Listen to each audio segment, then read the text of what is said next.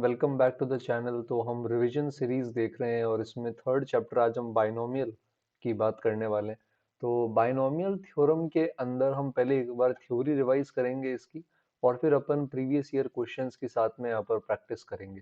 तो सबसे पहली चीज बाइनोमियल एक्सपेंशन की बात कर लेते हैं। जैसे a प्लस बी की पावर n है, तो इसका एक्सपेंशन लिखते हैं अपन nc0 a की power n plus nc1 a की power n minus one B plus nc2 a की power n minus two B square. a और b हमेशा विद साइन रखे जाते हैं, चाहे नंबर्स पॉजिटिव हो चाहे नेगेटिव, और ये एक्सपेंशन चलता रहता है ncn b की पावर n तक। इन टोटल हमारे पास यहाँ पर n प्लस वन टर्म्स होते हैं, और ये जितने भी टर्म्स हम यहाँ पर देख रहे हैं nc0 nc1 nc2, इन सबको अपन बाइनोमियल कोफिशिएंट्स बोलते हैं। तो कभी भी अगर बाइनोमियल कोफिशिएंट ये वर्ड यूज हो रहा है ना, तो इसको अपन एनसीआर बोल सकते हैं।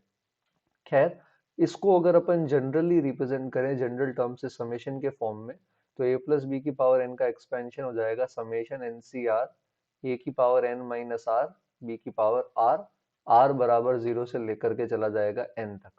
ठीक है, और ये जो चीज हम यहाँ पर देख रहे हैं समेशन के अंदर, ये इसका जनरल टर्म है। इसको लिखते हैं T R plus वनथ term. T R plus वनथ इसलिए हो रहा है क्योंकि जब ये यहाँ पर जीरो है, इसको हम फर्स्ट टर्म बोलते हैं, तो ये थोड़ा सा एक आगे चल रहा है। तो टी आर प्लस वन को लिखते हैं एन सी आर ए की power N minus R B की पावर आर। और ये जनरल टर्म की बहुत सारी एप्लीकेशंस आती है, स्पेशली कोफिशिएंट्स फाइंड आउट करने के लिए ये हमारे लिए बहुत ज्यादा काम आता है। ठीक है, तो जैसे मान लो आपको ये दे दिया 2x plus seven upon x square, और इसकी पावर में दे दिया यहाँ पर लेट से 6, और अब इसके अंदर बोल रहे हैं कि एक्स क्यूब का कोफिशिएंट क्या होगा। एक्स क्यूब का कोफिशिएंट जो है, ये हमें यहाँ पर आप फाइंड करके बताओ कि एक्स क्यूब का कोफिशिएंट इसके केस के अंदर क्या आएगा, या एक्स की पावर 4 का क्या आएगा। तो हम इसमें क्या लिखते हैं, पहले जनरल टर्म लिखते हैं एन सी आर ए की पावर में आ जाता है एन माइनस आर, और बी की पावर के अंदर आ जाएगा हमारे पास आर। तो कांस्टेंट वाला पार्ट अलग करते हैं, 6cr टू की पावर 6 माइनस आर 7 की पावर आर अलग से, और यहाँ जो x के साथ आएगा 6 माइनस आर यहाँ से और 2r नीचे डिवीजन से, तो ये हम यहाँ पर इस तरह से इसको लिख लेते हैं, है ना। अब जैसे यहाँ पर अगर अपन अलग अलग क्वेश्चंस बनाए, जैसे पूछ लेंगे कि एक्स क्यूब का कोफिशिएंट बताओ, तो हम ये जो पावर है 6 माइनस थ्री आर, इसको 3 के बराबर कर देंगे ताकि एक्स क्यूब बन जाए। तो यहाँ से r बराबर 1 आ जाएगा। r 0 से लेकर n के बीच में कोई भी होल नंबर हो सकता है, फ्रैक्शन में नहीं हो सकता, नेगेटिव नहीं हो सकता।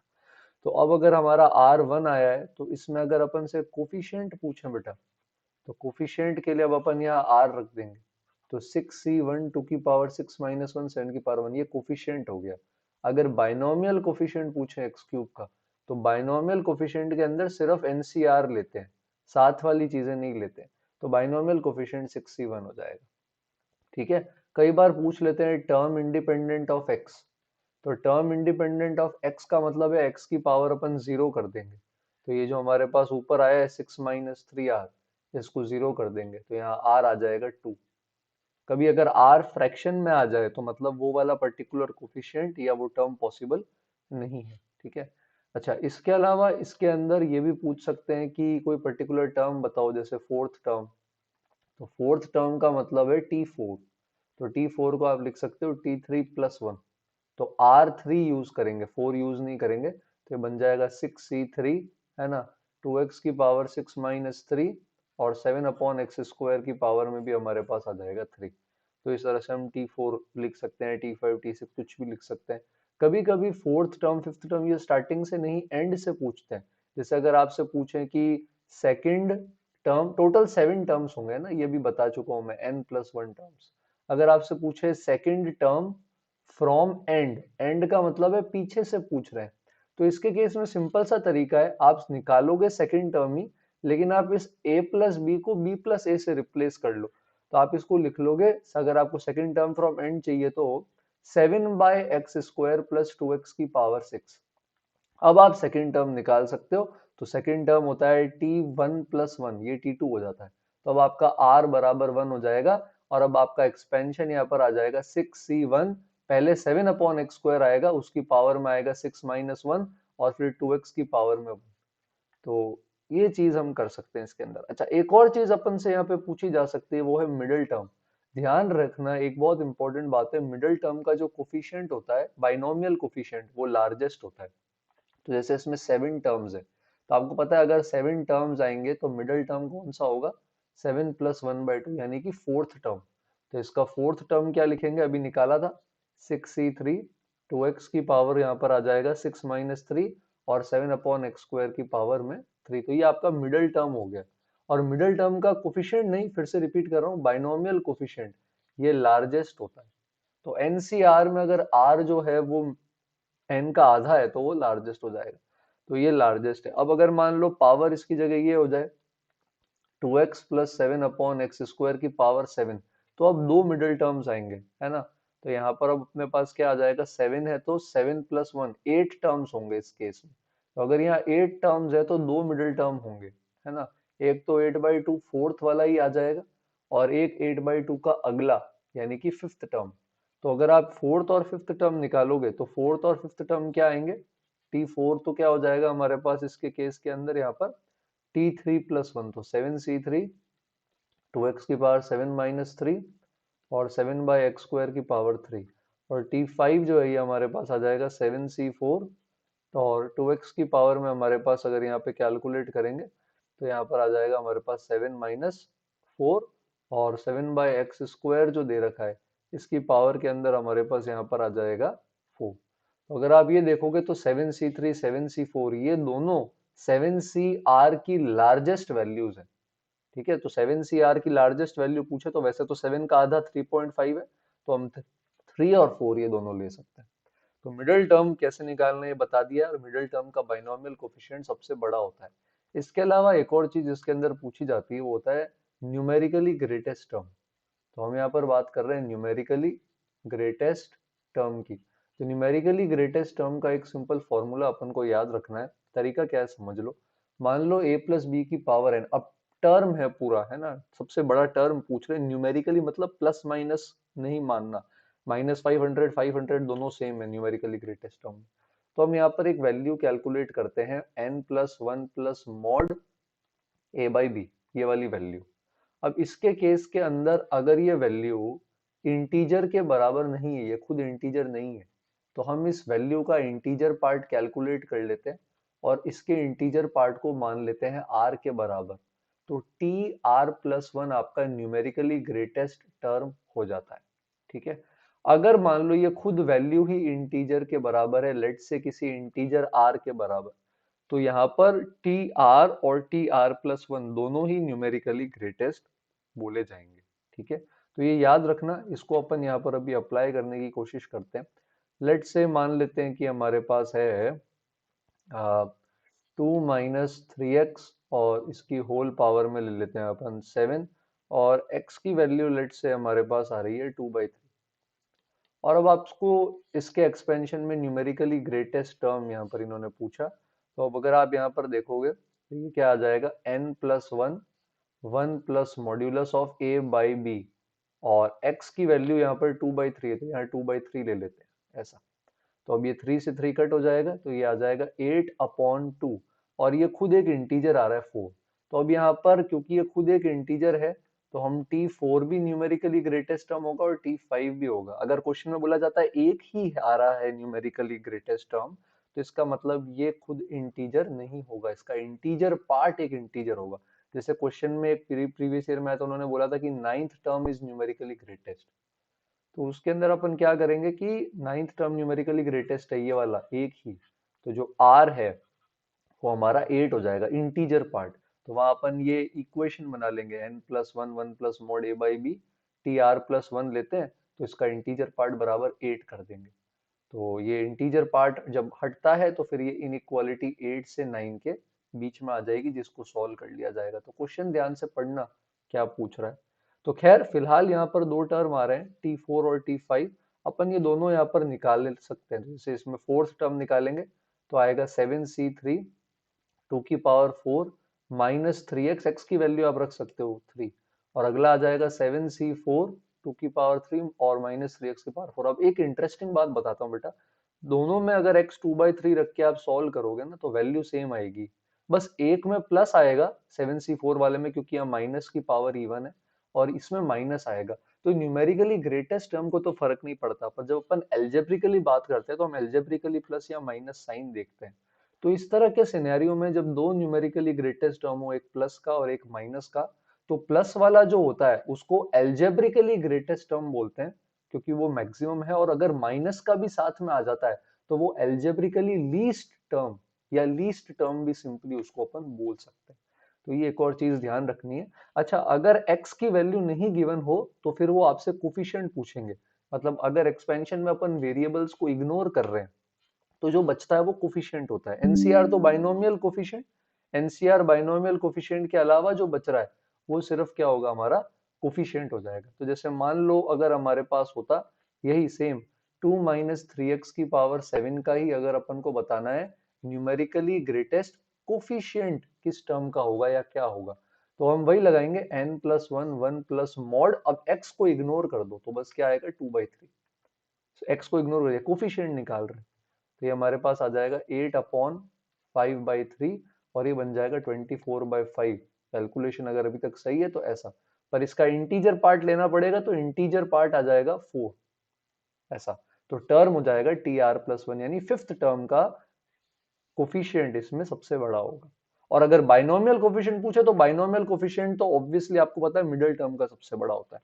बाइनोमियल कोफिशिएंट वही होगा, ग्रेटेस्ट कोफिशिएंट के लिए ये तरीका यूज कर सकते हैं। तो ये इनकी प्रॉपर्टीज थी। अच्छा, इसके अलावा अपन इसके अंदर एक इंपॉर्टेंट टाइप के क्वेश्चंस देखते हैं जिसके अंदर हमसे रिमाइंडर पूछा जाता है कि रिमाइंडर बताओ, रिमाइंडर कैसे आएगा। जैसे मान लो 7 की पावर 2023 है, इसका पूछ लिया कि 5 के साथ क्या रिमाइंडर आएगा।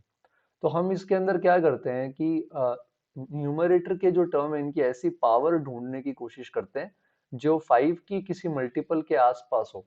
तो हम यहाँ पे क्या करेंगे, 7 स्क्वायर बनाएंगे, है ना। पर यहाँ पे ई ऑड है पावर, तो एक 7 पहले अलग कर देंगे, तो ये ऐसा बन जाएगा। अब इसको 7 का स्क्वायर बना लो, तो ये हमारे पास क्या हो जाएगा 49 की पावर 1011। और इसका रिमाइंडर अपन चेक कर रहे हैं 5 के साथ, तो ये यहाँ पर हमारे पास क्या आ जाएगा 7 के साथ 50 - 1 की पावर 1011। और अब इसका रिमाइंडर चेक कर रहे हैं हम 5 के साथ ऐसा। तो अब इसको अपन यहाँ पे सॉल्व कर लेंगे। तो सॉल्व करेंगे यहाँ पर, तो हमारे पास यहाँ पे क्या आ जाएगा 50। इसके एक्सपेंशन में सब जगह क्या आएगा 50 आएगा। तो वो 50 तो 5 से क्या हो रहा है, नीचे डिवाइड हो ही रहा है, बस -1 बच जाएगा। तो 7 के साथ आ जाएगा -1 की पावर 1011। 50 सब जगह डिवाइड हो गया, तो ये -7 बच गया। ठीक है, अब -7 का रिमाइंडर आ जाएगा 5 के साथ। अगर माइनस को इग्नोर करके 7 को 5 से करोगे तो -2। रिमाइंडर कभी भी नेगेटिव नहीं होता, तो कभी अगर नेगेटिव रिमाइंडर आए तो डिवाइजर इसके अंदर वापस ऐड कर देना। तो ये इसका रिमाइंडर होगा। ठीक है, इसी तरह कई बार दो दो टर्म साथ में भी होते हैं। जैसे फॉर एग्जांपल मान लो 17 की पावर 24 और साथ में लेट से 21 की पावर 24, इसको आप 19 से डिवाइड कर रहे हो। तो इस केस के अंदर 17 को अपन लिख सकते हैं 19 - 2 की पावर 24, और प्लस के अंदर 21 को लिख सकते हैं 19 + 2 की पावर में आ जाएगा 24। अब यहाँ पर अगर अपन इसको डिवाइड कर दें इस सिनेरियो के अंदर, तो उससे पहले अपन इसका एक्सपेंशन देखेंगे। तो इसमें सारे टर्म्स 19 से डिवाइड हो रहे हैं, इसमें भी सारे टर्म्स 19 से डिवाइड हो रहे हैं। बस यहाँ पर ये लास्ट टर्म जो है ये रह जाएंगे, तो -2 की पावर 24 और 2 की पावर 24 ये रह जाएंगे, इनको 19 से डिवाइड करना है। तो ये हो जाएगा 2 की पावर 25, और अपॉन में हमारे पास क्या आ जाएगा 19। तो फिर हम इसका रिमाइंडर निकालने की कोशिश करेंगे कि भाई 2 की पावर 25 का 19 के साथ इस सिचुएशन के अंदर या सिनेरियो के अंदर पर्टिकुलरली क्या रिमाइंडर आ रहा है। तो इस तरह से भी अपन छोटी छोटी ट्रिक्स यूज कर सकते हैं। इसके अलावा एप्लीकेशंस में आपसे यूनिट डिजिट पूछी जा सकती है, यूनिट डिजिट के अलावा लास्ट 2 डिजिट पूछी जा सकती है, और इसके साथ साथ लास्ट 3 डिजिट्स भी पूछी जा सकती है। तो अगर आपसे कभी ऐसा सिनेरियो में क्वेश्चन पूछे तो यूनिट डिजिट का मतलब 10 के साथ रिमाइंडर, लास्ट 2 डिजिट का मतलब 100 के साथ रिमाइंडर, और लास्ट 3 का 1000 के साथ रिमाइंडर। तो कभी इस पर बेस क्वेश्चन हो तो आपको ऐसी पावर सोचनी पड़ेगी जो 0 से +-1 हो। जैसे मान लो आपसे पूछा 13 की पावर 22, इसकी unit digit, last 2 digit, last 3 digit, तो आप 13 को पहले लिख दो स्क्वायर करके 169 की पावर 11, ताकि ये 170 माइनस 1 की पावर 11 हो जाए। अब अगर आपको यूनिट डिजिट चाहिए तो क्योंकि 170 में एक जीरो आ रहा है लास्ट में, तो इसके सारे टर्म्स 10 से डिविजिबल होंगे लास्ट टर्म को छोड़ के, तो लास्ट टर्म ही इसकी यूनिट डिजिट दे देगा -1 की पावर 11। जो -1 है पर माइनस में नहीं लेते, जब भी किसी से डिवाइड करते हैं रिमाइंडर नेगेटिव आए तो डिवाइजर ऐड कर दो, तो 10 ऐड कर देंगे इसके अंदर, तो ये बन जाएगा 9। पर अब मान लो लास्ट टू डिजिट्स पूछ रहा है, तो लास्ट टू डिजिट्स के लिए अपन लास्ट टू टर्म्स लेंगे, ठीक है। तो लास्ट सेकंड लास्ट टर्म होगा 11C10 170 की पावर 1 -1 की पावर 10, और इसमें -1 की पावर 11 ऐड कर दे, तो इसका जो वैल्यू आएगी इसका 100 के साथ रिमाइंडर लास्ट टू डिजिट देगा। और 1000 के लिए इसी तरह से हम क्या ले लेंगे, लास्ट थ्री टर्म्स ले लेंगे। नेक्स्ट चीज जो हमारे पास आती है क्वेश्चंस के अंदर इंपॉर्टेंट है, वो कुछ बाइनोमियल कोफिशिएंट्स की प्रॉपर्टी है। फर्स्टली हमारे पास होता है NCR should be NCN minus R, जैसे 7C2 और 7C5 सेम है, तो अगर आपसे क्वेश्चन में कभी ये दिया गया हो कि एनसीआर और एनसीएस सेम आ रहा है, तो इसका मतलब हमारे पास ये होगा कि या तो आर एस के बराबर हो जाएगा या फिर आर प्लस एस की वैल्यू एन के बराबर आ जाएगी। फर्स्ट चीज तो ये है। सेकेंड चीज हमारे पास जो यहाँ पर आती है उसके अंदर ये है कि एनसीआर को अगर एनसीआर -1 में ऐड कर दें तो ये n+1 सीआर बन जाएगा। जैसे 4C2 को अगर मैं 4C3 के साथ ऐड कर दूं तो ये 5C3 आ जाएगा। तो अगर कोई बड़ा सा सम है, लेट से 5C2 6C2 7C2 और ये जा रहा है 80C2 तक, तो अपन इसको इसी से सॉल्व कर सकते हैं। अपन क्या कर सकते हैं, इसमें 5C3 ऐड कर सकते हैं, 5C3 सब्ट्रैक्ट कर सकते हैं, तो इन दोनों का ये जो सम है ये पहले बन जाएगा इसके केस में 6C3, फिर ये ऐड होते जाएंगे, अब ये बन जाएगा 7C3, फिर 8C3, तो जब तक 80 तक आएंगे तो 80 तक आते आते यहाँ आ जाएगा 80C3, और फिर ये 80C3 जो होगा ये भी इसमें ऐड होके क्या बना देगा 81C3, तो ये हमारा फाइनल आंसर हो जाएगा। तो ये प्रॉपर्टी अगेन हमारे लिए बहुत ज्यादा इंपॉर्टेंट है। अच्छा, इसके अलावा एनसीआर का को हम लिख सकते हैं n upon are into n-1c r-1, ये भी इंपॉर्टेंट है। और N C R upon N C R -1 को अगर आप फैक्टोरियल में कन्वर्ट करके सॉल्व करोगे तो ये n-r+1/r आ जाएगा। और भी चीजें हैं बट अभी के लिए अपन इन्हीं को याद रखना आप बेटर है। नेक्स्ट चीज हमारे पास आती है जब हम कोफिशिएंट्स के और कोफिशिएंट्स के समेशन की बात करते हैं, तो लेट से आपके पास 1 + x की पावर n है, तो आप इसका एक्सपेंशन क्या लिखोगे यहाँ पे nc0 nc1x nc2x² और ये चलता रहेगा ncn x की पावर n तक, ठीक है। इसी तरह अगर आप x की जगह -x रख दो तो 1 - x की पावर n आ जाएगा, nc0 nc1x nc2x², है ना, ये चलता रहेगा -1 की पावर n ncn x की पावर n तक। अब जैसे आप इस फर्स्ट वाले के अंदर x को 1 पुट कर दो, तो अगर आप फर्स्ट वाले के अंदर x को 1 पुट करोगे तो इसके केस के अंदर अगर आप लेफ्ट हैंड साइड देखोगे तो ये 2 की पावर n हो जाएगा, और राइट हैंड साइड में nc0 nc1 nc2 ये चलता रहेगा कहाँ तक, ncn तक। और नीचे अगर आप इसके अंदर x को 1 रख दोगे तो ये राइट हैंड साइड में इधर 0 आ जाएगा और इधर nc0 nc1 nc2 nc3। तो ये वाला प्रोसीजर अपन यूज कर सकते हैं कहीं पर भी, ये दो रिजल्ट तो याद रखने ही है। इन दोनों का अगर अपन सम करके डिवाइडेड बाय 2 करें, इनको ऐड करो और डिवाइडेड बाय 2 कर दोगे तो आपको ये सारे इवन कोफिशिएंट का सम nc0 nc2 nc4 ये सब मिल जाएगा। और अगर सब्ट्रैक्ट करके अपॉन 2 कर दोगे तो आपको ऑड वाले सारे मिल जाते हैं, nc0 nc3 nc5 and so on. तो ये तो स्टैंडर्ड रिजल्ट्स हैं जो क्लास में बताते हैं। अब ये ट्रिक आप 1 पुट करने की, है ना, x की जगह -x रख के दोबारा 1 पुट करने की और ऐड करके अपॉन 2 सब्ट्रैक्ट करके अपॉन 2, है ना, जैसे मैंने यहाँ x की जगह -x पुट करके 1 पुट किया, आप -1 भी पुट कर सकते थे डायरेक्ट इसी के अंदर।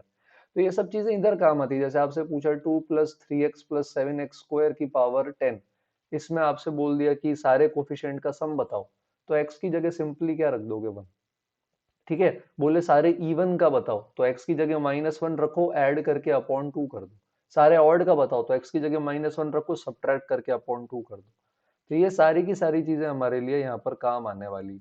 अगर मान लो यहाँ पर साथ में ऐसा होता जैसे nc0 nc1 का सम नहीं पूछ के ये पूछते nc0 nc1 into 2 nc2 into 2², इस तरह से सम पूछते तो फिर हम इसमें x की जगह वैल्यू 1 नहीं रख के x की जगह वैल्यू क्या रख देते, 2 रख देते, तो ये सारा सब्स्टिट्यूशन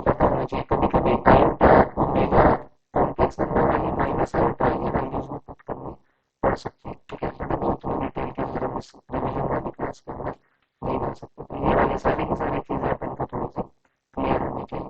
तो अब अपन इसकी अगली कुछ सॉल्यूशन की बात कर रहे हैं, जैसे वन प्लस एक्स की पावर एन अपन ने देखा, तो आप इसका दोनों तरफ डिफरेंशिएशन इंटीग्रेशन ये सब कर सकते हो। एक्स से मल्टीप्लाई करके डिफरेंशिएशन, एक्स से डिवाइड करके इंटीग्रेशन, उससे कुछ सीरीज बनती है। जैसे मान लो ये था हमारा N C zero, N C one X, N C two X square, और ये चल रहा था एन सी एन एक्स की पावर एन। मान लो दोनों साइड डिफरेंशिएशन कर दिया, तो आ जाएगा एन वन प्लस एक्स की पावर एन माइनस वन, फिर आ जाएगा N C one two N C two, है ना, वो चलता जाएगा N into N C N X की पावर एन माइनस वन। अगर आप इसमें एक्स वैल्यू इनपुट कर दो तो बन जाएगा एन टू की पावर एन माइनस वन, और इधर आ जाएगा summation R N C R one से एन। तो ये रिजल्ट आ गया, हमारे पास हमें याद होना चाहिए। अच्छा, अब अगर आप इसके अंदर वापस क्या करो, एक्स से मल्टीप्लाई करो दोनों तरफ, दोनों तरफ एक्स से मल्टीप्लाई करो और फिर से डिफरेंशिएशन करके एक्स को इनपुट कर दो, तो आपके पास आ जाएगा N N plus one two की पावर एन माइनस टू, और ये आ जाएगा इक्वल टू समेशन आर बराबर वन से लेकर N R square N C R. और ये समेशन एन सी आर भी अपन ने याद किया था टू की पावर एन। तो ये चीजें कुछ ऐसी है जो आपको याद रखनी है, ये डायरेक्टली आपके पीवाई के क्वेश्चंस में यूज होती है, अपन इन क्वेश्चंस पर भी आएंगे। बाकी इन जनरल याद रखना कि डिफरेंशिएशन इंटीग्रेशन ये सब करना कर सकते हैं। जैसे अगर आप इसका इंटीग्रेशन इंटीग्रेशन हमेशा डेफिनेट करते हैं, जैसे मान लो आपने इसका इंटीग्रेशन कर लिया जीरो से लेकर वन दोनों साइड, तो अगर आप इंटीग्रेशन करोगे तो यहाँ पर आपके पास जो लेफ्ट हैंड साइड है आ जाएगी टू की power n plus one minus one upon n plus one, और राइट हैंड साइड आपके पास आ जाएगी n C, with definite integration करना, n C zero N C one by two N C two by three so on, ten तक चलता जाएगा। और इसको ऐसे भी लिख सकते हैं समेशन एन सी आर, और अपॉन में आ जाएगा हमारे पास आर प्लस वन, ऐसे जीरो से लेकर टेन। तो ये चीजें, ये कुछ रिजल्ट है जो अभी के लिए तो याद रखो, बट आपको तरीका समझ आना चाहिए, क्योंकि आप अभी तो मैक्स को वन पुट कर रहे हो, उसकी जगह पर एग्जाम में टू थ्री ये सब भी पुट हो सकता है। तो ये कुछ रिजल्ट्स, और इसके साथ एक और वेरी इंपॉर्टेंट रिजल्ट याद रखना कि समेशन माइनस वन की power R N C R, ये तो जीरो था, ये भी देखा था अपन ने जीरो से एन, और इसके साथ अगर आर की कोई पावर भी हो वन टू थ्री फोर कुछ भी, तो ये भी जीरो होता है। तो ये कुछ रिजल्ट स्पेशल हैं जो याद रखना।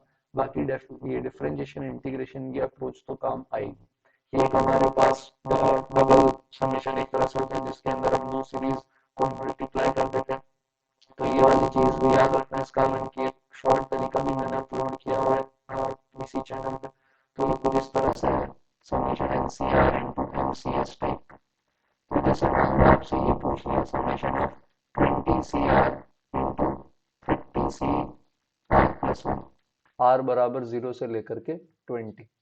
तो अब इसके अंदर हम क्या करते हैं कि एक तो सीरीज ले लेते हैं वन प्लस एक्स की पावर 20। तो अगर आप इसके टर्म्स देखोगे ना तो ये ऐसे हैं, 20 C0 30 C1, फिर हमारे पास आ जाएगा 20 C1 30 C31, फिर हमारे पास आ जाएगा 20 C2, सॉरी 30 C31 लिख दिया, 30 C2 20 C2 30 C3, और ये चलता रहेगा 20 C20 30 C20, यानी इसके आगे नहीं जा सकते ना ही इससे पीछे, तो सारे टर्म्स। कभी अगर कोई टर्म छूट जाए ना, तो अभी हम जो तरीका देखेंगे उसमें से उसको सब्ट्रैक्ट करना पड़ेगा। अभी तो हम ये पूरा सम ले रहे हैं यहाँ से यहाँ तक का, मान लो ये x के बराबर है, पर उन्होंने यही इतना ही सम पूछा, तो फिर ये जो स्टार्टिंग का टर्म बचा है ये आपको सब्ट्रैक्ट करना पड़ेगा आपके सम में से। तो फिलहाल वन प्लस एक्स की पावर 20 का एक्सपेंशन लिख देंगे, जैसे 20 C0 20 C1 के साथ आ जाएगा x, 20 C2 के साथ आ जाएगा एक्स स्क्वायर, और ये चलता जाएगा एंड तक।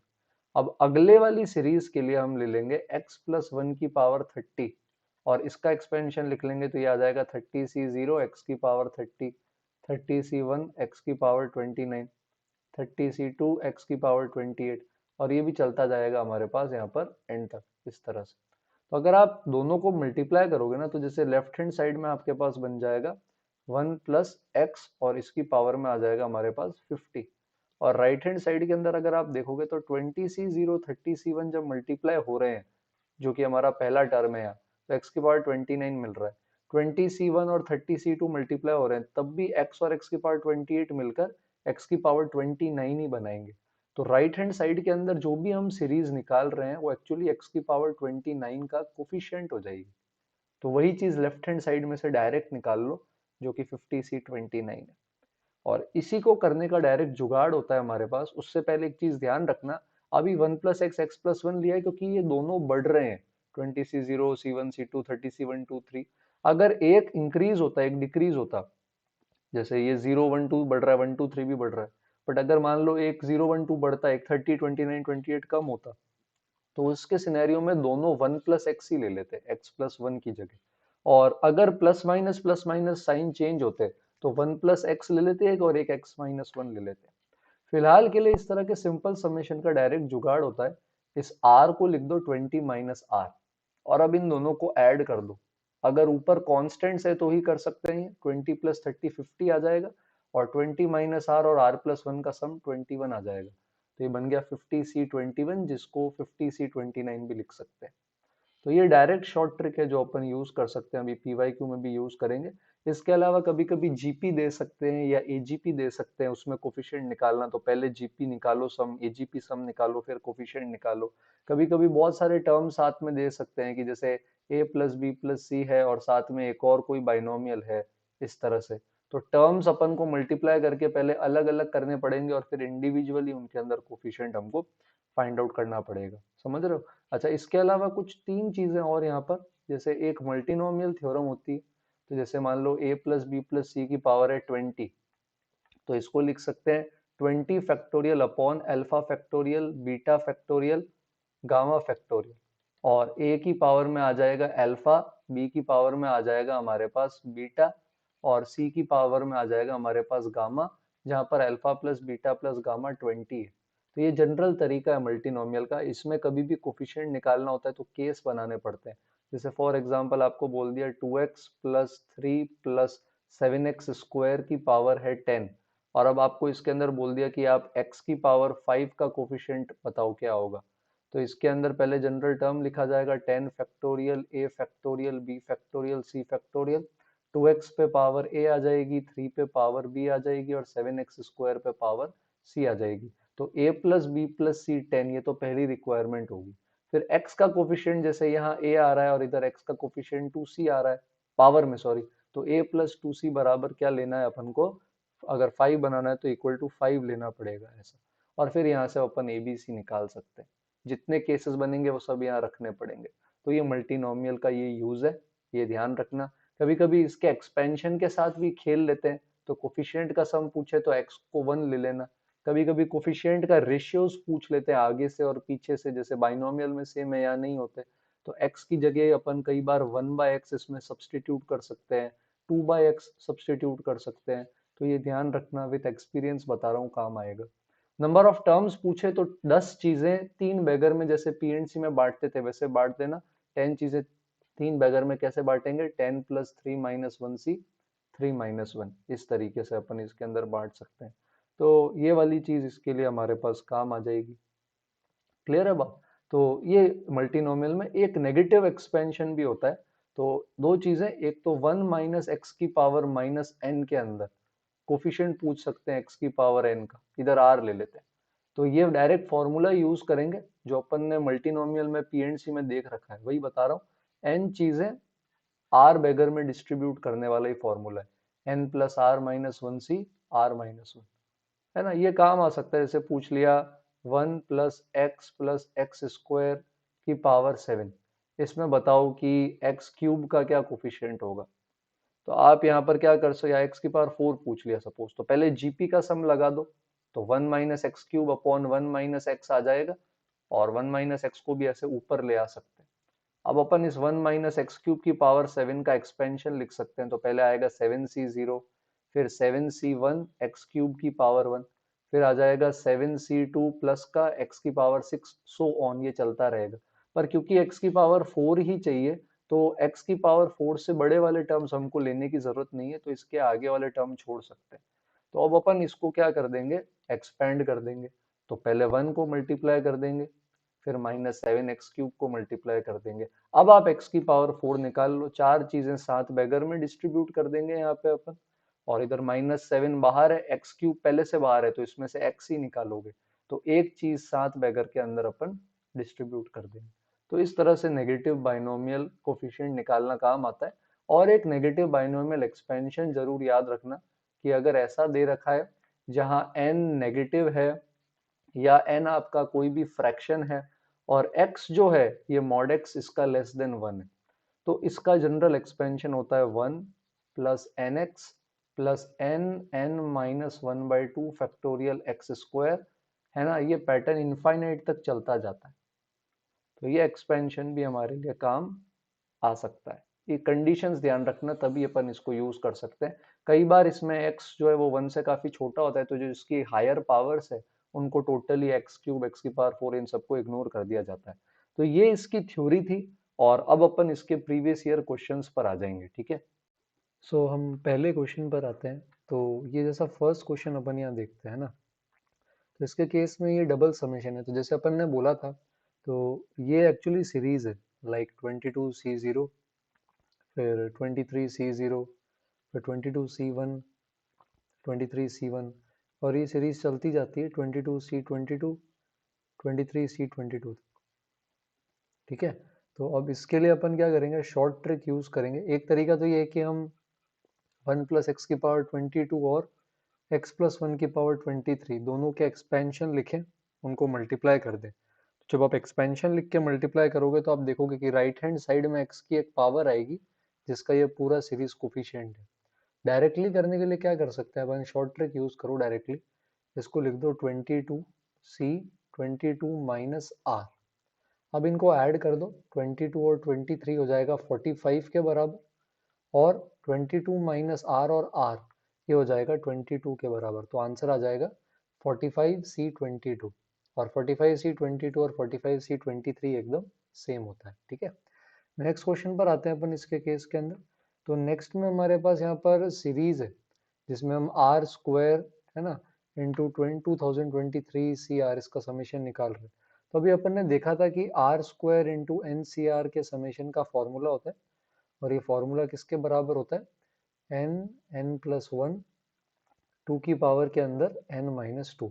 तो बस यहाँ n की जगह 2023 आ जाएगा, तो ये बन जाएगा 2023 इंटू 2024, और इंटू में आ जाएगा 2 की पावर के अंदर 2023 - 2 यानी 2021।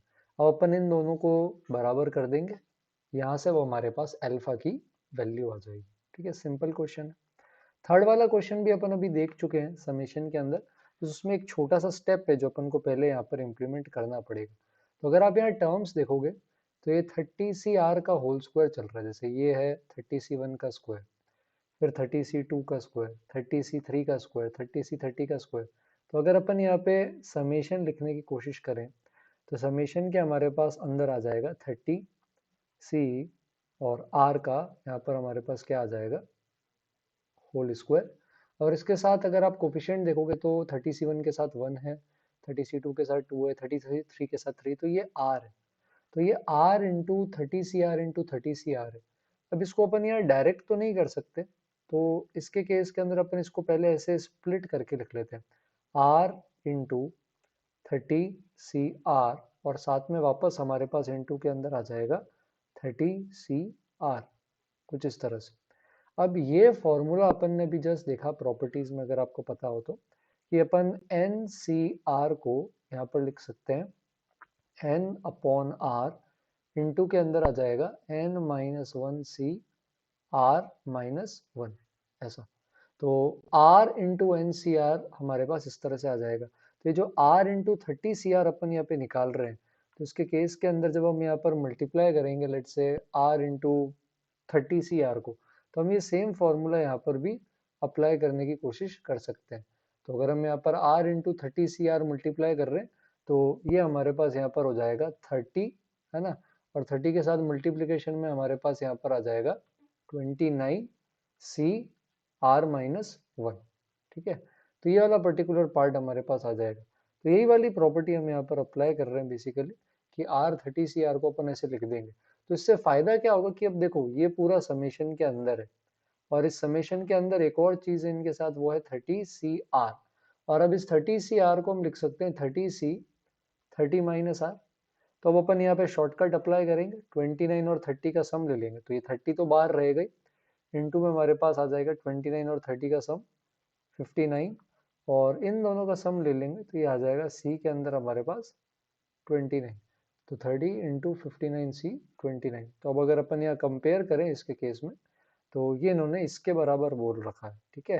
तो ये एक्चुअली 60C 30 है जिसके बराबर इन्होंने बोला, तो उन्होंने कहा कि अल्फा इंटू 60C 30 ये हमारा आ गया 30 इंटू 59C 29।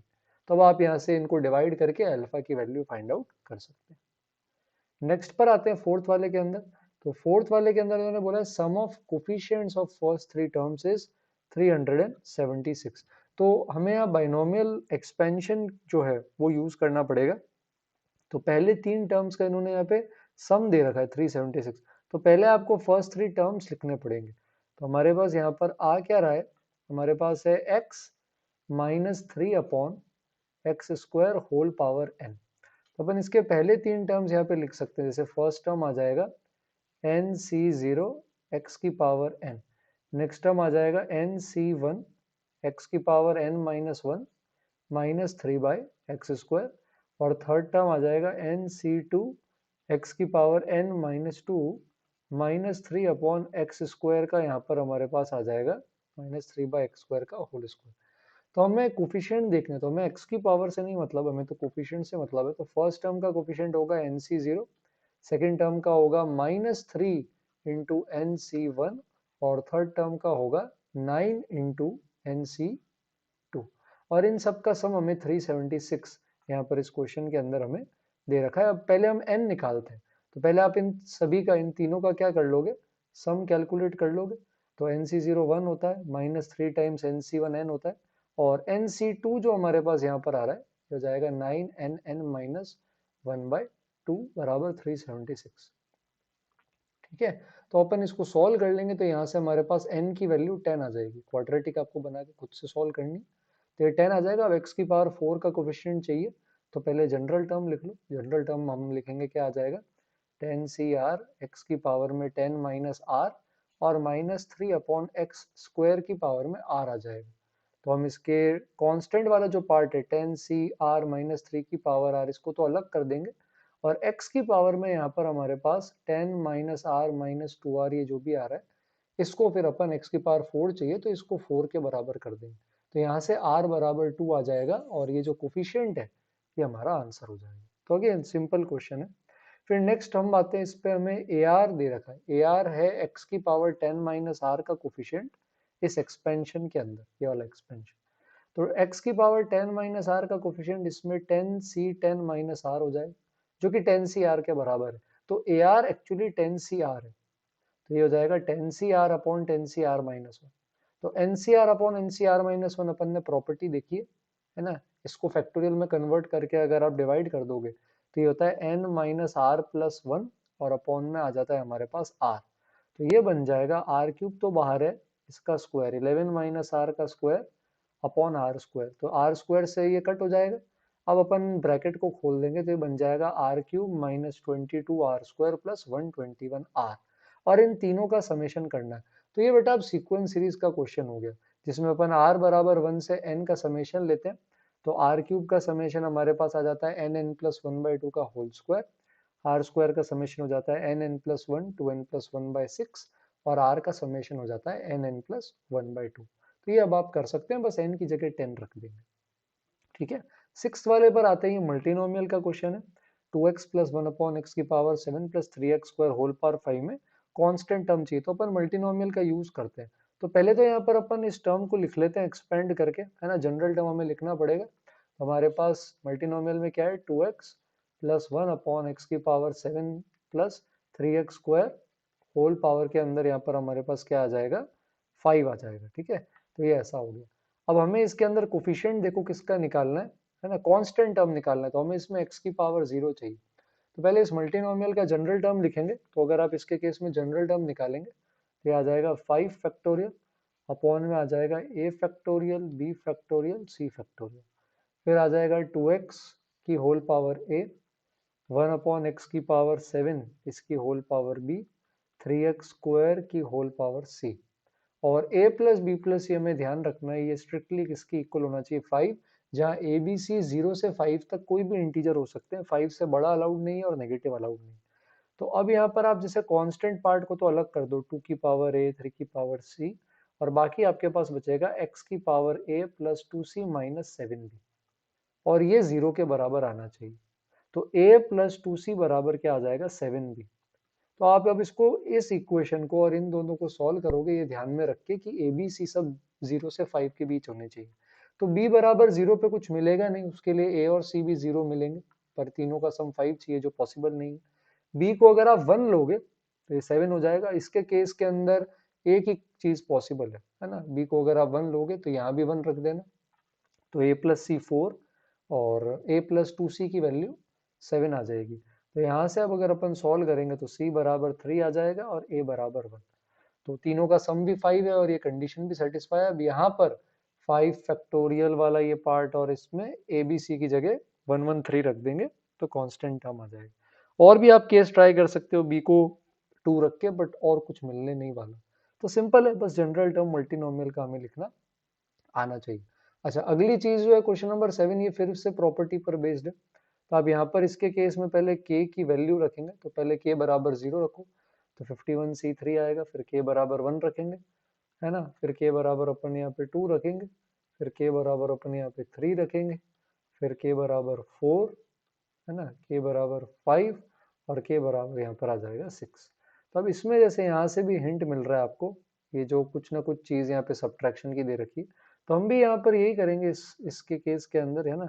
तो यहाँ पर अपन को भी कुछ ऐसा ही करना पड़ेगा सिनेरियो के अंदर। तो हम यहाँ पे क्या करेंगे, एनसीआर और एनसीआर माइनस 1 वाला सम अप्लाई करने के लिए 45c4 ऐड कर दो और 45c4 को आप सब्ट्रैक्ट कर दो। तो इन दोनों का ये जो सम है ये आ जाएगा 46c4, फिर इनका सम आएगा 47c4, फिर इनका सम आएगा 48c4, है ना, फिर ये आ जाएगा 49c4, फिर इनका सम 50c4, 51c4 और फाइनली 52c4। तो आंसर हो जाएगा 52c4, और ये ऐड किया था जो लास्ट में वापस सब्ट्रैक्ट कर देंगे, तो ये ऐसा आ जाएगा। क्लियर। नेक्स्ट वाला रिमाइंडर का ही कंसेप्ट है, बट थोड़ा सा यहाँ पर इन्होंने थोड़ा अच्छा तरीके से इसको सोचा है और उसको यहाँ पर हमें अप्लाई करना पड़ेगा। तो 2023 का यहाँ पर रिमाइंडर निकालना है, अगर पावर भी 2023 है तो 35 के साथ। तो इसके केस के अंदर अब जैसे अपन यहाँ पे सॉल्व करेंगे, तो यहाँ पर हम 2023 की पावर यहाँ पर 2023 इसका रिमाइंडर निकालना चाहते हैं 35 से इसके साथ। तो अपन यहाँ क्या करते हैं, जैसे आप अगर 2023 को इसके केस के अंदर मान लो डिवाइड कर लोगे 35 के साथ, तो पहले 35 5 से आएगा यहाँ पे 175, फिर 273 ये बच जाएगा, है ना। 35 8 जा करेंगे तो 280 आ जाएगा, इससे जस्ट बड़ा, और रिमाइंडर -7 आ जाएगा। तो ये जो 2030 है ना बेटा, इसको आप लिख सकते हो 2030 -7 होल पावर में 2023, और अपॉन के अंदर में हमारे पास वही 35 है। तो क्योंकि 35 2030 को इधर डिवाइड कर रहा है, तो 2030 की अगर आप कोई भी पावर लोगे इस एक्सपेंशन में तो 35 से डिविजिबल हो जाएगी। पर जो लास्ट टर्म होगा उसमें 2030 पे जो पावर आएगी वो 0 होगी और सारी पावर -7 पे आ जाएगी। तो रिमाइंडर अपन को इसी में चेक करना पड़ेगा, -7 की पावर 2023 और अपॉन में हमारे पास 35 इसके अंदर। तो क्योंकि पावर ऑड है तो माइनस बाहर आ जाएगा और ये बन जाएगा 7, इसकी पावर 2023 अपॉन में 35। तो 7 की कोई अपन ऐसी पावर ढूंढ नहीं सकते 35 के आसपास। तो क्योंकि 7 और 35 का हाईएस्ट कॉमन फैक्टर 7 ही है, तो अपन क्या कर सकते हैं, पहले 7 से कट कर देते हैं 35 को, फिर जो रिमाइंडर आएगा क्योंकि अभी डिवाइड कर रहे हैं तो वापस उसको मल्टीप्लाई कर देंगे। ध्यान रहिए हर जगह वैलिड नहीं होता, क्योंकि 7 और 35 का HCF वापस 7 आ रहा है, इसलिए अपन इसको अप्लाई कर सकते हैं। तो अपन इसमें एक 7 को तो अलग कर देंगे, अब 7 की पावर 2022 अपॉन 35 आएगा, तो इसको अपन यहाँ पे कैंसिल कर देंगे तो 5 बचेगा। अब जो रिमेनिंग 7 अपने पास आया है इसको 49 बना सकते हैं, तो हो जाएगा -49 की पावर 1011, नीचे 5 आ जाएगा, और ये बन जाएगा माइनस बाहर ही रहने देते हैं, 50 -1 की पावर 1011 अपॉन 5। तो यहाँ पे 50 की जितनी भी पावर्स है 5 से डिवाइड हो जाएंगी, लास्ट में बस -1 बच जाएगा। तो ये -1 बाहर था और साथ में -1 की पावर 1011, तो ये 1 आ जाएगा, पर ये रिमाइंडर 1 नहीं है, आपने पहले 7 कट किया था तो 7 मल्टीप्लाई कर दो तो आंसर आ जाएगा 7। तो थोड़ा सा ज्यादा लॉजिकल था, बट अगेन इंटरेस्टिंग क्वेश्चन था। नेक्स्ट पर आते हैं अपन इसके केस के अंदर, क्वेश्चन नंबर 9 के अंदर। तो क्वेश्चन नंबर 9 के अंदर यहाँ पर क्या लिखा हुआ है, x की पावर 9 का कोफिशिएंट जो इसके अंदर अपन को फाइंड आउट करना है, और x की पावर -9 का कोफिशिएंट अपन को इसके अंदर फाइंड करना है, और ये दोनों इक्वल है। वहां से अल्फा बीटा का प्रोडक्ट अपन को यहाँ पर निकालना पड़ेगा। तो फिर से जनरल टर्म लिखेंगे, तो ये आ जाएगा 11 सी आर, है ना, अल्फा एक्स क्यूब की पावर में आएगा 11 माइनस आर, और 1 अपॉन बीटा एक्स ले लेंगे, इसकी पावर में आ जाएगा हमारे पास आर। तो अब जैसे यहाँ पर x की पावर देखो, बाकी सबको भूल जाओ, तो x की पावर में 33 माइनस 3r माइनस आर ये आएगा, इसको 9 बना देंगे अपन यहाँ। तो यहाँ से r मिल जाएगा 6, तो 6 पुट कर दो तो कोफिशिएंट आ जाएगा x की पावर 9 का 11c6, अल्फा की पावर में आ जाएगा आपके पास 5, और 1 अपॉन बीटा की पावर में आ जाएगा हमारे पास 6। क्या ये बात ठीक है? तो यहाँ से हमारे पास अल्फा आ जाएगा, बीटा आ जाएगा।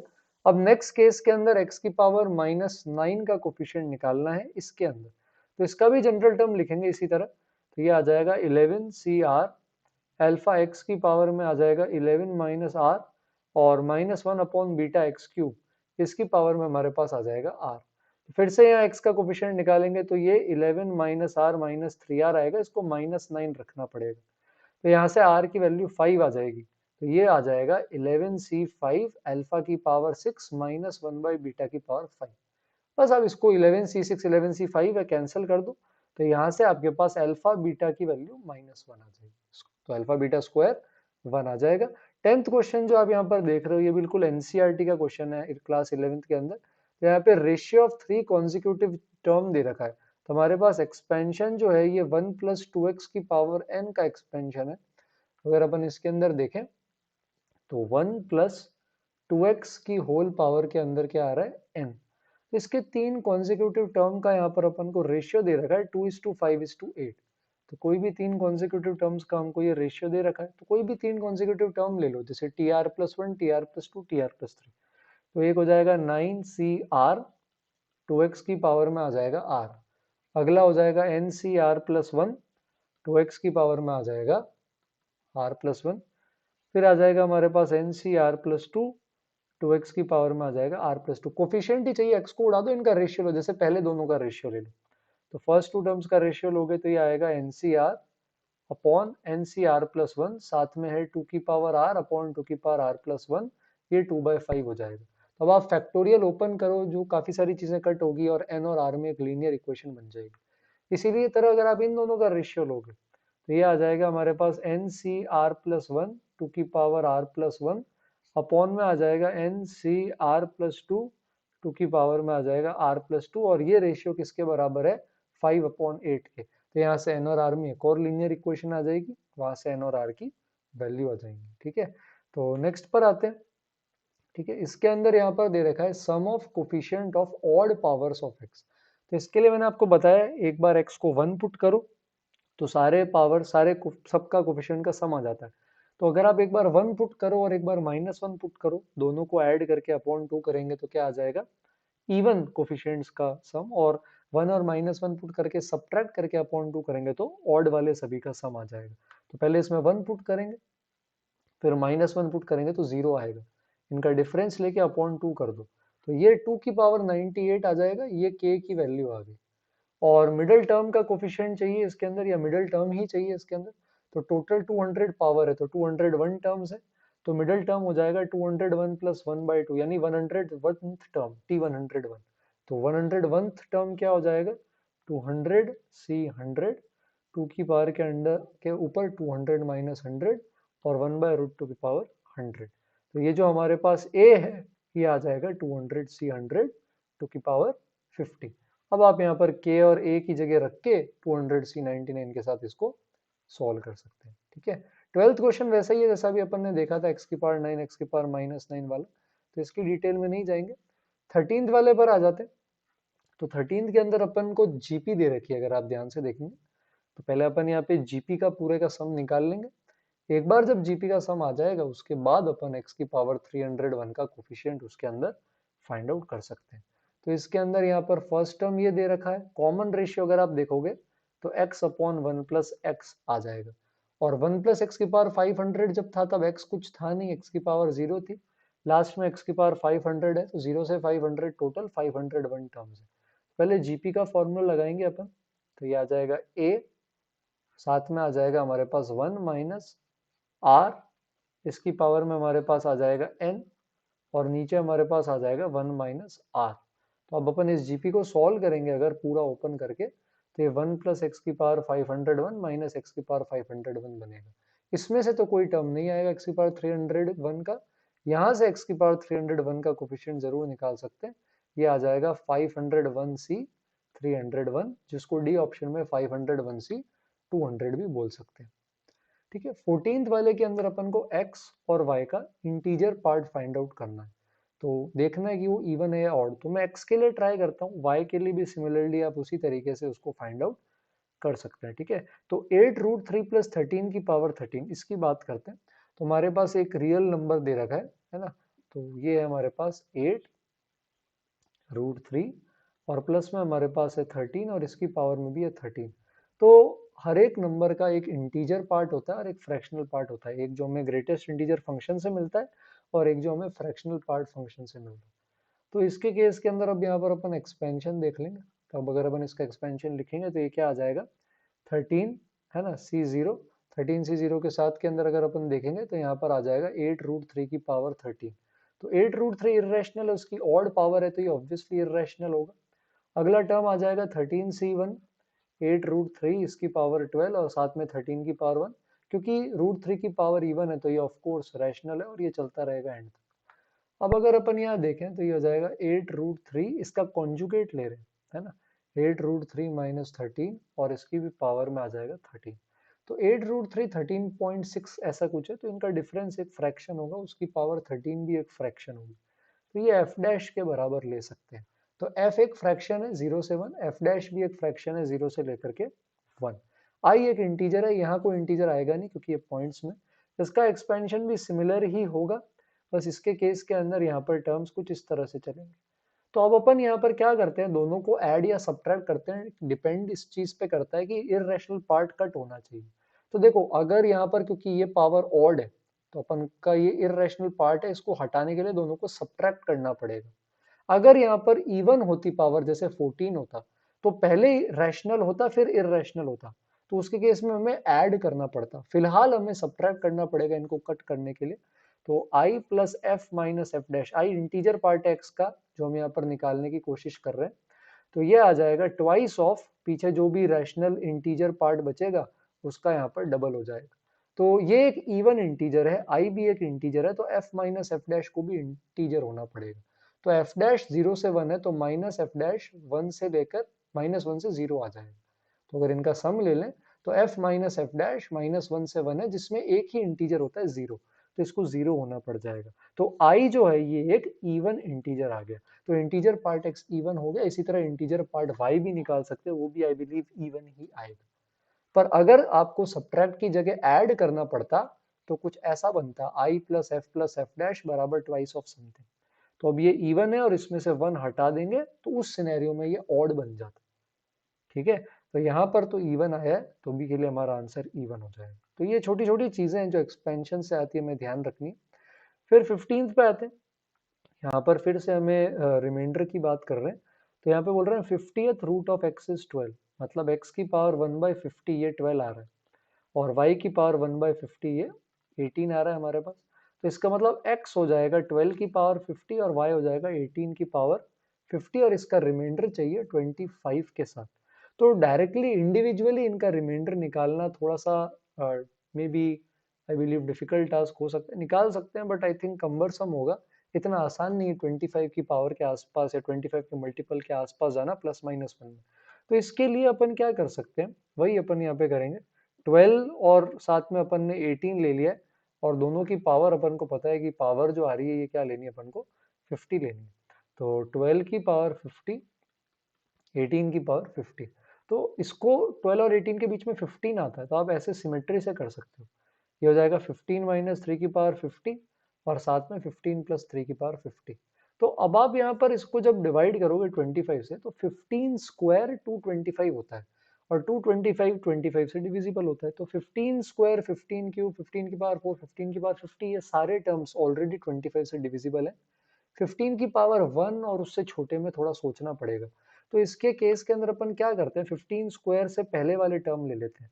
तो सेकंड लास्ट और लास्ट टर्म ले लेते हैं। सेकंड लास्ट टर्म हो जाएगा 50c49, जो 50 होता है, यहाँ पर आ जाएगा 15 की पावर 1 माइनस 3 की पावर 50, ऐसा।